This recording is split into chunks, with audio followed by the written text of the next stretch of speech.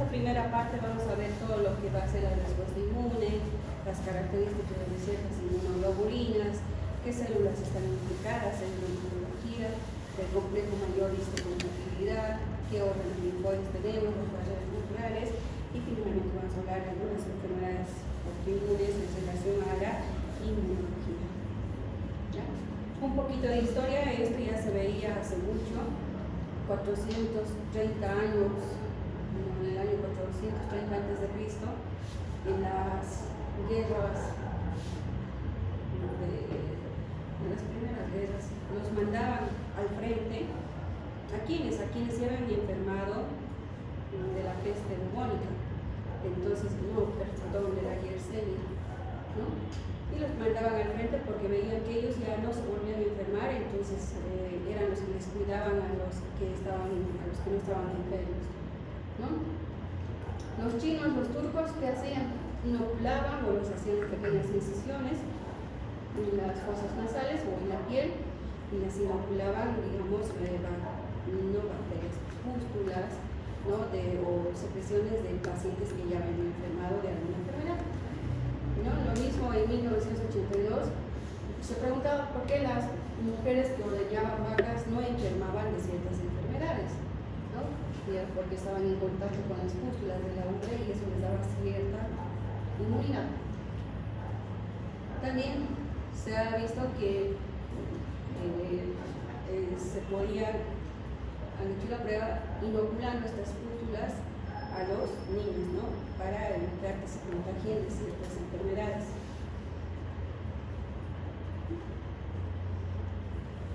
Lo mismo que Louis Pasteur, ¿no? Es el que ha inducido lo que es la inmunidad contra el cólera, ¿no? Inyectando ciertas proteínas, ¿no? A los pollos, proteínas de cepas vivas atenuadas para que estos no enfermen, ¿no? También se ha hecho pruebas en ovejas en 1981, en el cual se han inoculado bacterias altas y se ha visto que estas eran inmunes a esta bacteria. Y bueno, y igual, ¿no? Se han especializado poco a poco, creando más vacunas, ¿no? Para que, por ejemplo, niños que hayan tenido rabia no enfermen de rabia, ¿no? ¿A qué queremos llegar con todo esto? Como hemos dicho, en la antigüedad había grandes catástrofes en las cuales morían un montón, cantidad de personas, ¿no? ¿Por qué? Por falta de conocimiento, digamos, del uso de las vacunas, del uso de la inmunidad. Pero ¿qué ha pasado actualmente? Ha pasado todo este tiempo con la tecnología, la modernización, igual hemos tenido catástrofes, ¿no? Entonces, esto nos enseña que a pesar del tiempo, nosotros tenemos que seguir mejorando, estudiando, para que no nos pase nuevamente esto. Aunque esto ha sido ya algo más artificial, ¿no? Que no ha sido tan natural como en estas pestes. ¿Qué ven acá?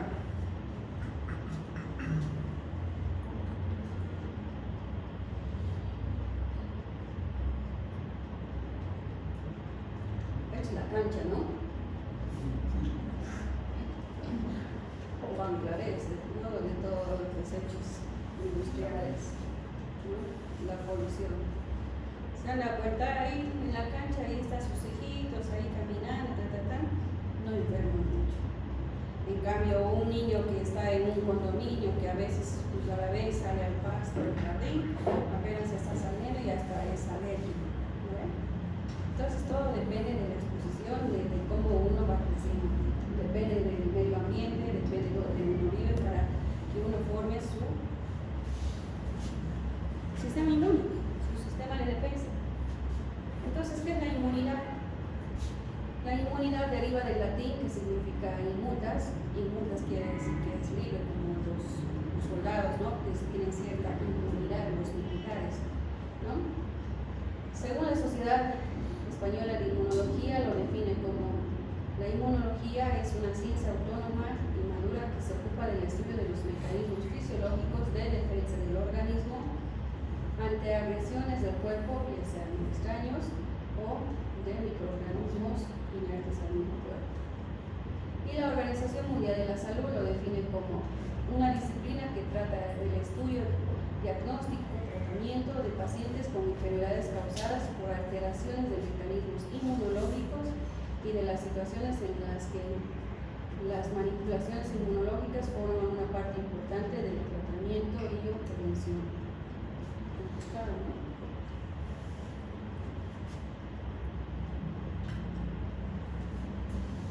Bueno, tenemos que saber algunas definiciones, ¿no? Definir qué es el sistema inmune. Todo esto es el sistema inmune, ¿no? Parece una maraña intrincada que no se entiende, pero si agarramos un punto podemos ver, ¿no? De dónde va, dónde viene, qué se activa, qué no se activa. Es un complejo bien, un sistema complejo bien organizado. El sistema inmune está compuesto por células, tejidos y moléculas que van a mediar la resistencia a infecciones o agresiones del medio externo e interno. Inmunidad es la resistencia a patógenos extra o intracelulares y o productos tóxicos. Y la respuesta inmune es la respuesta colectiva celular, ¿no? Que es coordinada frente a cualquier agente externo o a sustancias propias o no propias que van a involucrar los componentes tisulares, celulares, tumorales y van a formar todo lo que es el sistema inmune. Hasta aquí preguntas, ¿sabían todo esto?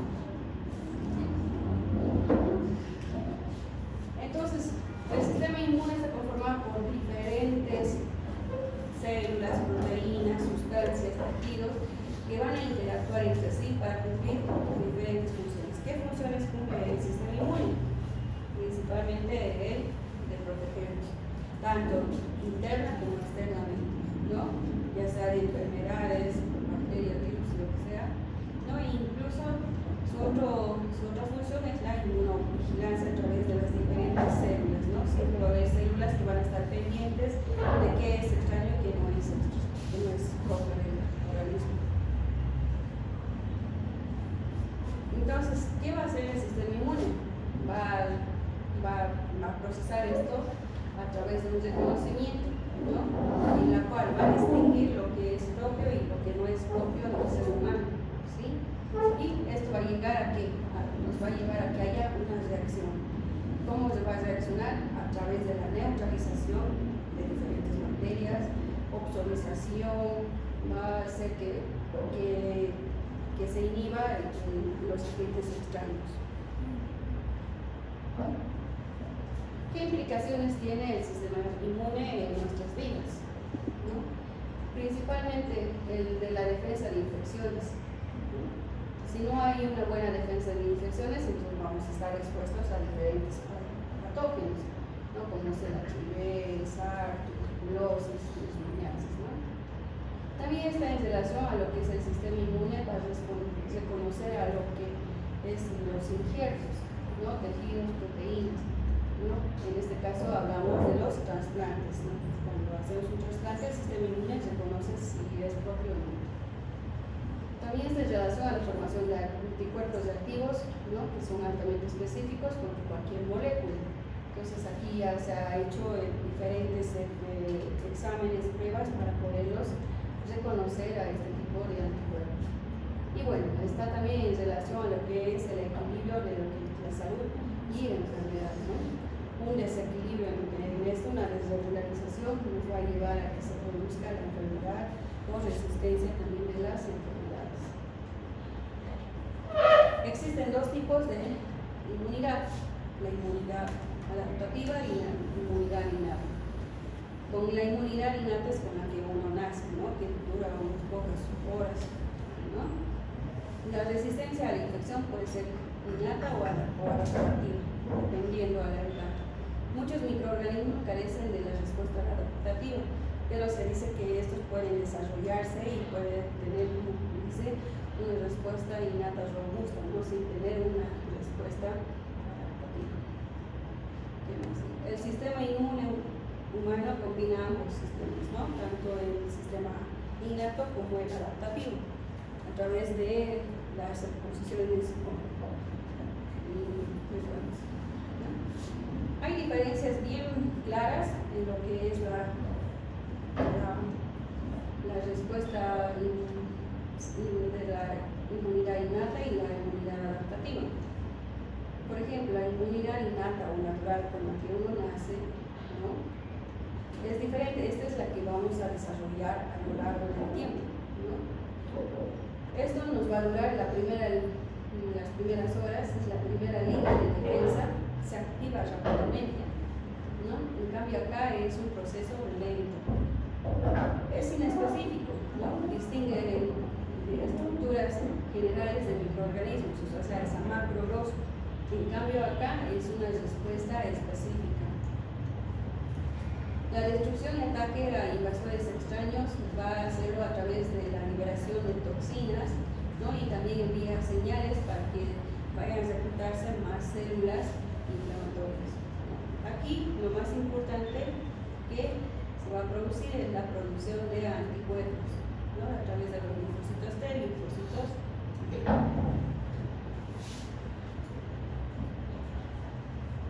¿Qué células están implicadas en la inmunidad innata y en la inmunidad adaptativa?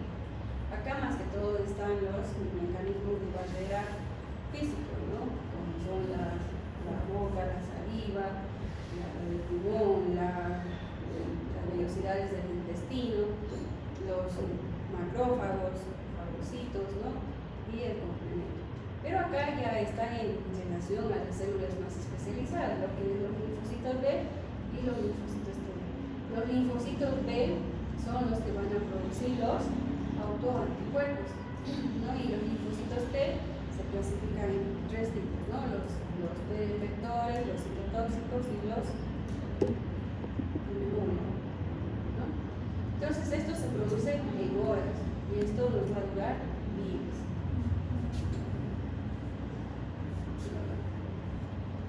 Resumiendo, es una respuesta rápida, temprana, es una respuesta inespecífica, no tiene memoria, y que células están las dendríticas, las macrófagos. Y en la inmunidad adaptativa es una respuesta más tardía, tiene una respuesta más específica, da memoria, ¿no?, activación inmunológica, y las células más implicadas son los linfocitos T y los linfocitos B. ¿No? Acá es importante porque los vamos a usar en lo que es la fabricación de hormonas. ¿Qué mecanismos de defensa tenemos? Dos, ¿no? Hay mecanismos de defensa innatos y los adquiridos. Los innatos a su vez pueden ser mecanismos externos o internos. Que los externos tenemos las barreras físicas, las barreras químicas y la flora autóctona como la flora del intestino, ¿no? En los mecanismos internos están las células fagocíticas, principalmente neutrófilos y macrófagos. Después las células natural killer, las interferones, y los mecanismos adquiridos o adaptativos tenemos las células, los linfocitos y los anticuerpos. Este es un resumen de cuáles son las barreras físicas, químicas que tenemos, ¿no? Esto ya lo sabemos.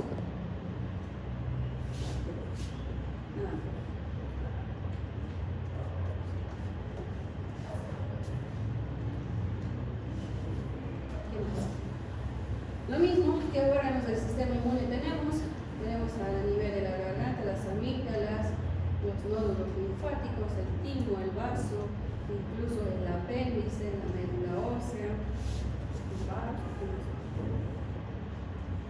los linfocitos B van a dar lo que son las inmunoglobulinas, con sus diferentes porciones, características, ¿no? Y las vamos a ver. Y las linfocitos T tenemos destructoras, colaboradoras y las supresoras. Importante saber que es un antígeno, ¿no? El antígeno es cualquier elemento interno o externo que va a generar una respuesta del sistema inmune. Las células natural killer son las que van a producir la destrucción, ¿no?, de los antígenos, ¿no?, o de los Y las citoquinas son las células o mensajeros que van a hacer que se amplíe todo el proceso de la inflamación, ¿no? Son los que van a dar señales para que se recluten más células. Esto ya hemos dicho lo mismo, el linfocitos T del sistema inmune adaptativo es más específico, tiene diversidad de células que van a ser implicadas, nos da memoria, da una respuesta especializada, no reactivo a lo propio, y está formado por los linfocitos, tanto los linfocitos T, los linfocitos B, y esto también en relación con lo que es el complejo mayor histocompatibilidad y histocompatibilidad. Lo mismo, ¿no? La respuesta de inmunidad celular, que está en relación a lo que son la respuesta a patógenos extracelulares y la humoral, las intracelulares. Esta es la que nosotros vamos a ver más frecuentemente en reumatología, porque van a ver que ellos son los que activan los linfocitos B. ¿Qué enfermedades están en relación con la activación de los linfocitos B? En cambio, los linfocitos T es más artritis reumatoidea. Otra forma, otro mecanismo por la cual se activa el sistema inmunológico es el sistema del complemento, que tiene tres vías de activación, ¿no? La vía de la clásica, la vía de las lecitinas y la vía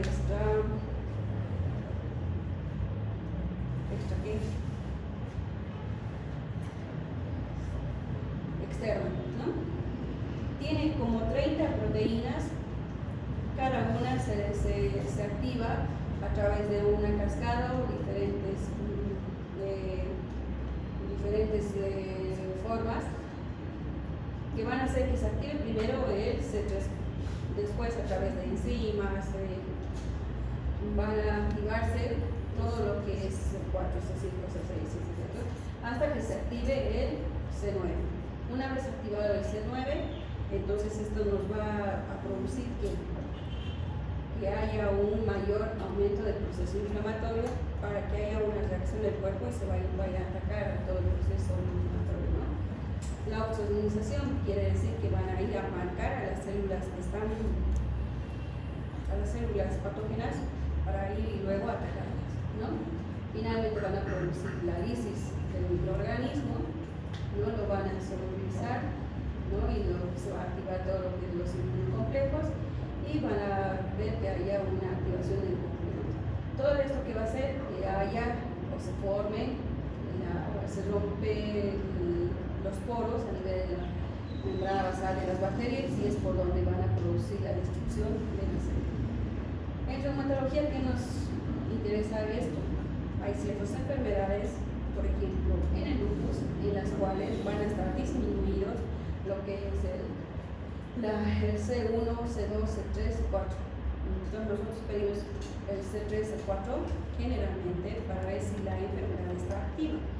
Cuando estos están disminuidos, quiere decir que hay activación de la enfermedad. Distinto que si uno esté alto y otro bajo, entonces eso no quiere decir que esté activo la enfermedad, sino que es un proceso inflamatorio, no es un proceso bacteriano.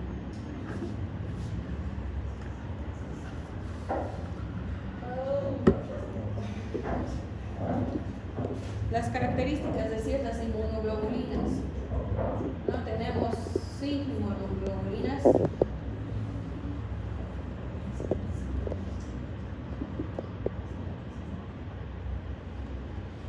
¿no?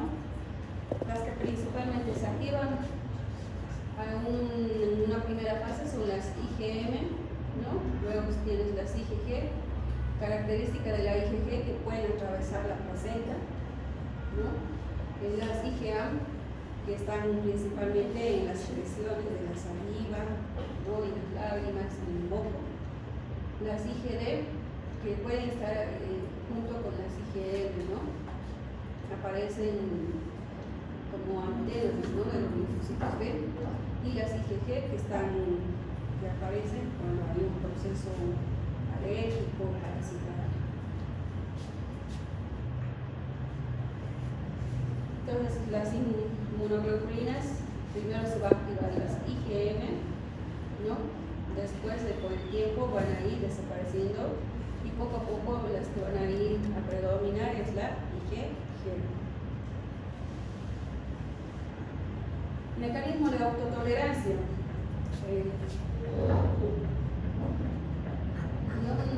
Antígenos propios, antígenos tolerados. Recordemos primero, el antígeno es un elemento, ¿no?, extraño, que va a reaccionar, ¿no?, de diferentes formas, ¿no? El antígeno tolerógeno. Este mecanismo de autotolerancia, ¿qué quiere decir? Por ejemplo, entra alguien tarde, esta persona, y entra, no digo nada, ¿no?, porque lo he reconocido, sé quién es, y entra. ¿Cuándo se rompe esa autotolerancia? Cuando lo veo, y tú no entras, ¿no? Y ahí ya lo reconozco y le discrimino, ¿no? En el cuerpo humano pasa lo mismo. Entra una bacteria, lo reconoce y va a reaccionar. Cuando se pierde la autotolerancia, entra una bacteria y ya no lo reconoce y puede crear a otros autoanticuerpos, ¿no? A eso se refiere más que todo esto, ¿no? ¿Qué va a hacer la célula dendrítica? Aquí está, este es mi antígeno, entonces lo vamos a eliminar. Eso sería lo propio, lo normal, ¿no? A veces no pasa eso. Imagínense, dice, va a crear un autoanticuerpo en contra de él.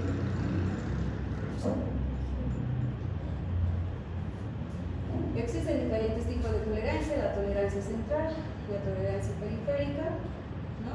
En esto están implicados todo lo que son los órganos linfoides, principalmente lo que es la médula ósea, ¿no? Y acá también están los órganos periféricos, el vaso, la rina, ¿sí? ¿Cuál es su principal función de las autotolerancias? Anémica. Van a inactivar la función sin producir la muerte celular. Otra función es la muerte celular inducida, ¿no? Van a producir lo que es la apoptosis o la muerte celular programada.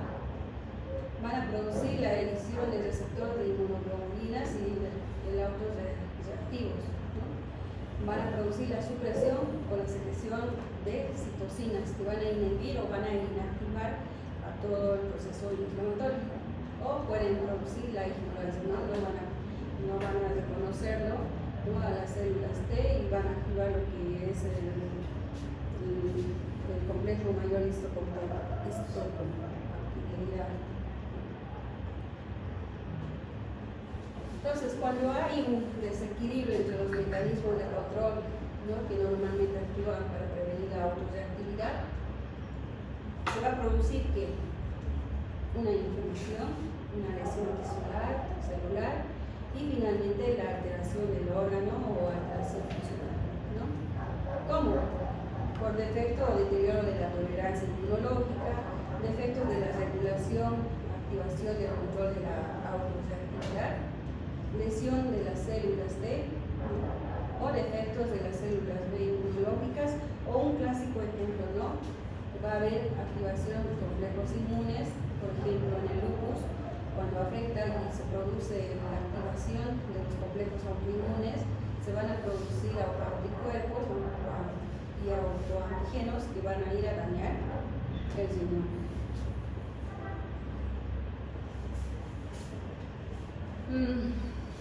Principales actores de la inmunidad, ¿no?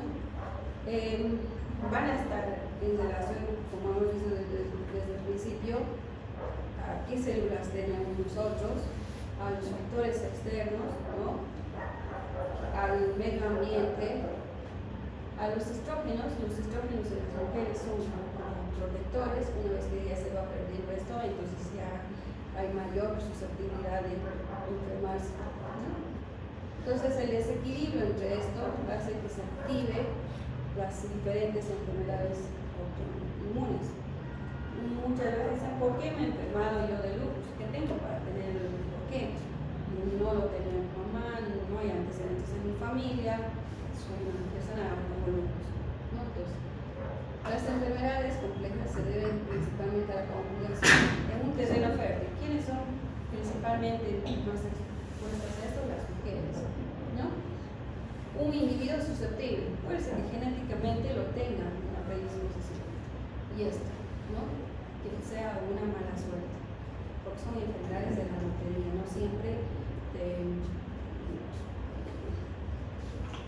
vas a decir, te comiste esto, ahora tienes esto, ¿no? Es al azar. Cuando habla del medio ambiente, ¿podría referirse a la contaminación ambiental? Contaminación ambiental, la luz, por ejemplo, también se habla del asbesto en las minas. Ahora, he visto mucho en los mineros de Cami.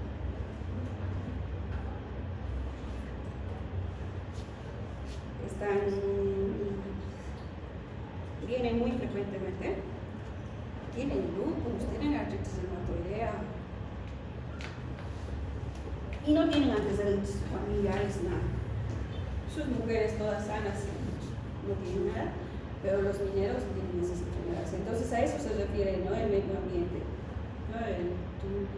Ahora también para las personas que trabajan con químicos, ¿no? Ambientales, la producción de insecticidas, todo eso. El teñirse el pelo, o sea, a eso se refiere el medio ambiente. Natural no más entonces.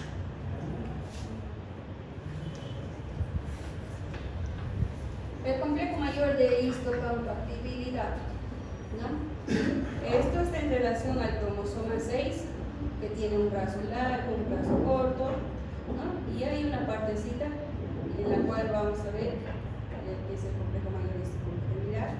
Para nosotros es importante, ¿no? Porque esto va a estar en relación a la activación o susceptibilidad a ciertas enfermedades, ¿no?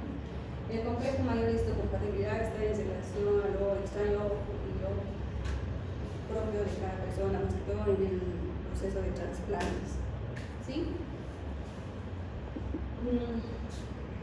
Entonces, ¿cuál es la importancia de nosotros? Este brazo, en la parte corta, tenemos el HLA, que son de 3 tipos, ¿sí? Clase 1, 2, 3. El que nos interesa es la clase 3. ¿Para qué? Para ver si hay alguna forma genética que esté implicado en la repercusión de alguna enfermedad. Por ejemplo, la artritis reumatoidea está en relación al DRB1, DRB4, la artritis idiopática juvenil al DRB1, 0801, la dermatomiositis al DQ-A1, 05 y 01.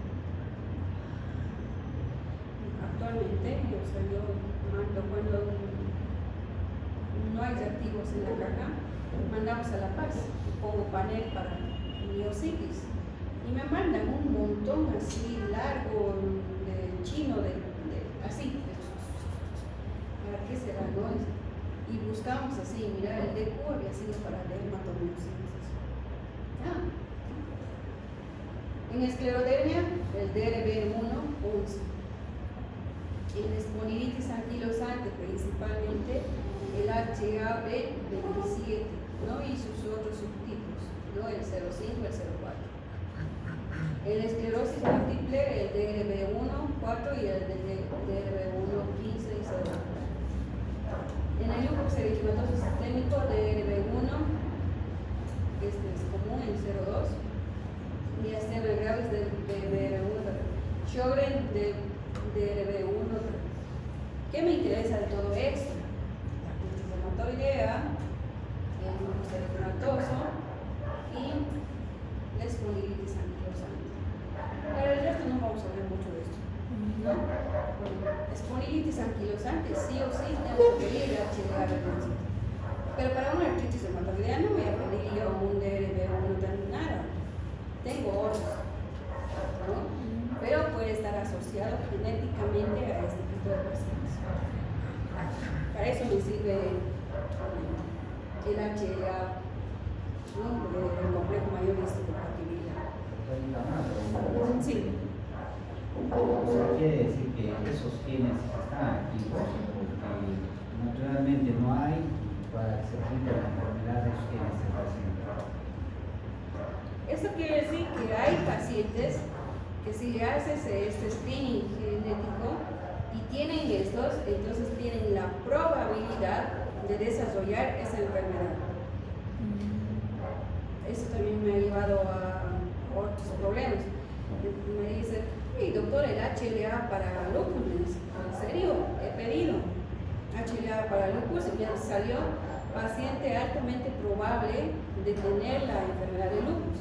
Entonces yo le pido el ANA, le pido tres PCRs, C1, C3, C4 para ver si tiene lupus y no tiene nada.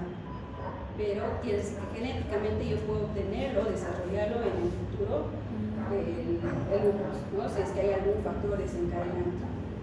Pero no quiere decir que lo tenga, lo estoy desarrollando. A eso, ¿no? Entonces, si yo genéticamente sé que tengo esto, entonces estaré predispuesto a tener artritis reumatoidea. ¿Sí? ¿Se ha entendido? ¿Qué otros genes vamos a saltar? Hay muchos genes más implicados en las enfermedades autoinmunes, ¿no? Ahora, como hemos dicho, no solamente son los genes, sino también el medio interno y los microorganismos. Acá hablamos del mimetismo molecular. ¿Qué entienden por mimetismo molecular? Antígenos que quizá tengan una similitud con células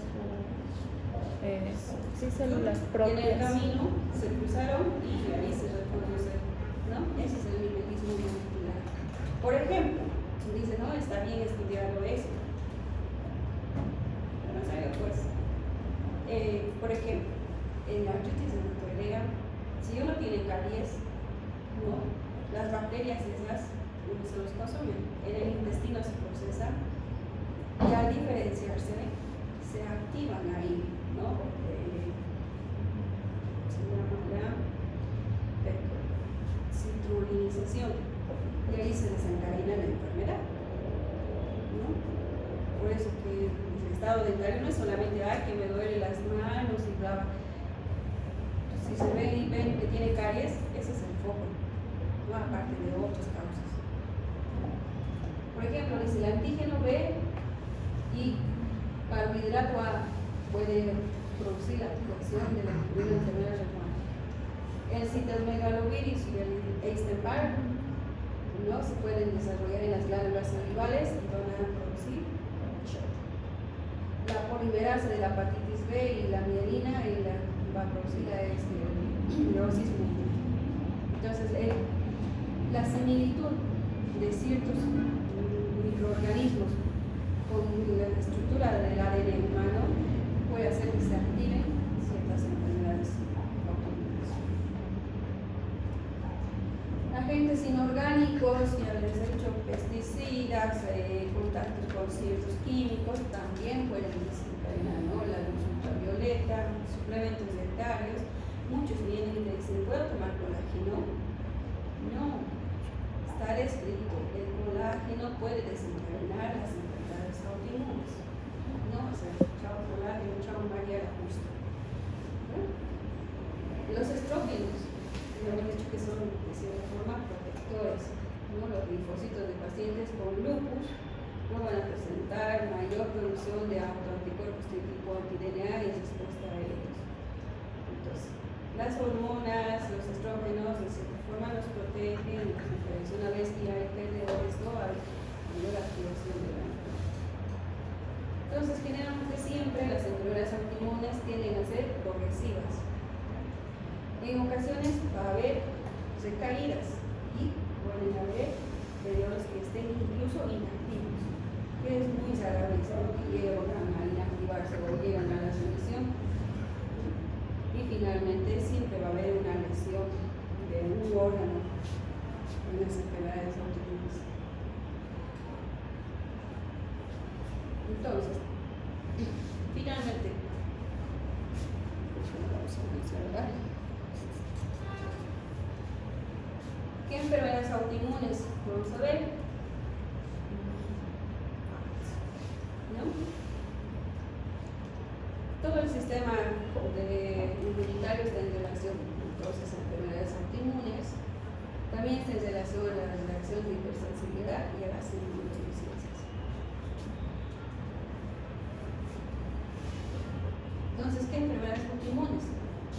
Vamos a ver cuando haya una ruptura de la tolerancia, una ruptura errónea, una respuesta inmune errónea, ¿no?, a ciertos patógenos externos, internos, lo que va a hacer que se desarrolle ciertas enfermedades autoinmunes. Por ejemplo, ¿cuáles son los más frecuentes? Cuando hay la respuesta, la producción de autoanticuerpos, el lupus, ¿no?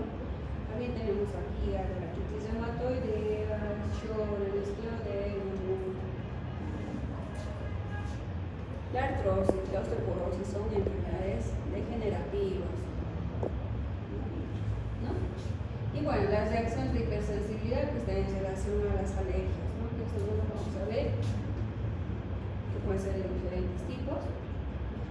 Y las inmunodeficiencias, ¿no? Que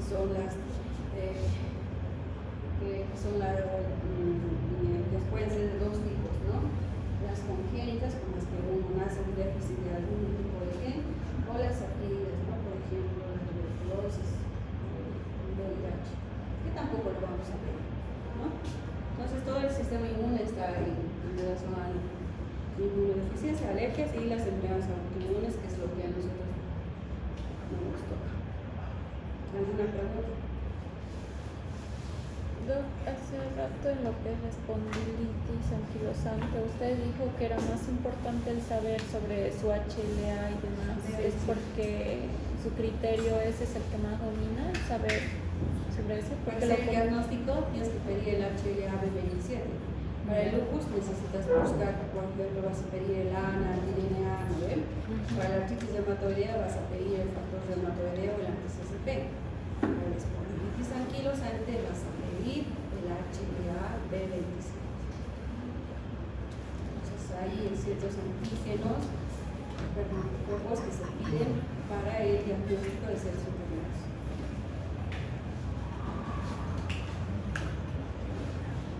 Igual todos estos temas se los sube